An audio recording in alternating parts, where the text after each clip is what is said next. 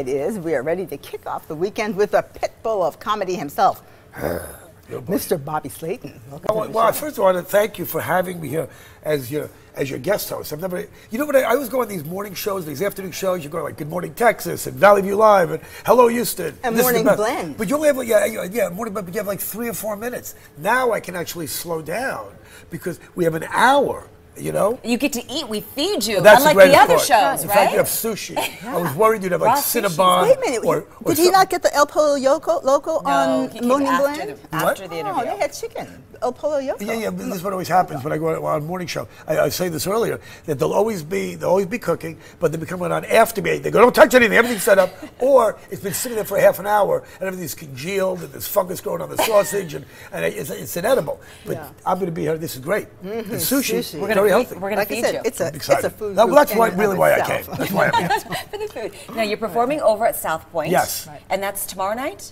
Well, it's tonight. Oh, it's tonight. Sorry, it's tonight.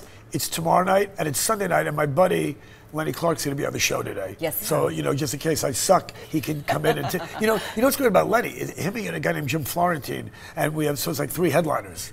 Because usually you go to a comedy club, there's like a headliner, the opening guys, and this way my work's cut out for me because I got 2 guys that are really good. The show's called Bobby Slayton and Friends, so you'll have 2 friends? Yeah, well, we did this last year. Well, during the Super Bowl, I had a couple of friends, and I'm pretty much out of friends now. They said, we want to do this every 6 to 8 months ago.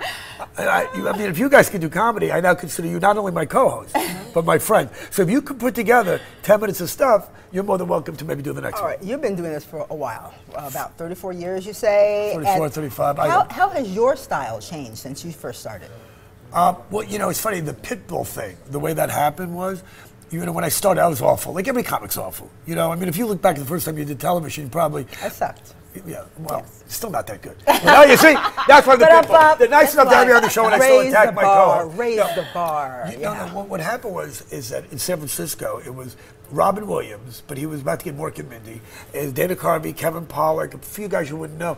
And when they had comics open for rock bands, because you can pay a comic $25, you don't have to have a band open for a band, because you have a band, there's all the equipment, and you have to share their little dressing room. So you have a comic come on, you throw them $25, $50, and all the other guys wouldn't open for all the hardcore bands. Nobody, because opening for a band is never easy. I'd open up for the cool people like Tower Power and Ray Charles and the Four Tops, because the audience was a little bit more mature, a little bit more civilized, but they're still not there to see you. But if there was a punk band, or call Slayton, I was like the Ghostbuster. Who are you going to call? Call Slayton. So my style, very early on, became this aggressive, in-your-face, You tell it like it hasn't changed. It hasn't changed. It's just gotten, the older I get, the crankier I get, and audiences are getting dumber and dumber. Not your audience, not the Valley View audience. Right, yeah. But I'm talking about in clubs. People sit there texting.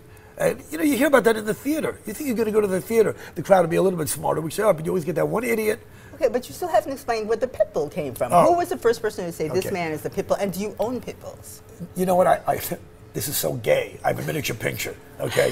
I have a miniature, as a matter of fact, they call it the gayest picture, and I tell people about this because I was on my website. Dane Cook had a little miniature picture, and I had a little miniature picture, and I said, you should come over with your miniature picture, and we had a little miniature picture play date, and we took a picture. Siegfried and Roy had nothing on us, me and Dane and our min pins. It's on my website. I should have brought that. It's on my website somewhere. But the way I got the name of the Pitbull was Alex Bennett, who's a big radio personality in San Francisco, in the 70s, before you were born. In the 70s, I think even the early 80s, Pitbulls were in the news a lot because, they'd eat the baby, they'd attack the mailman, and so but that's the way they were taught. That's the way they were bred, because they really are nice dogs. So I was on the show, and I think they did a joke about McDonald's or Burger King, which every comic did at the time. And I lost the station, like a $50,000 account, and the ad executive came running in, you lost us a McDonald's account. And Alex said, you're like a pit bull. We put you on the air, and you bite the hand that feeds you. Oh, that explains it. Okay. We're going to hear more about your beautiful family. Yes, you are. Oh, yes, you will. And your life away from comedy coming up. But first, we're going to have you help us out with some trending topics.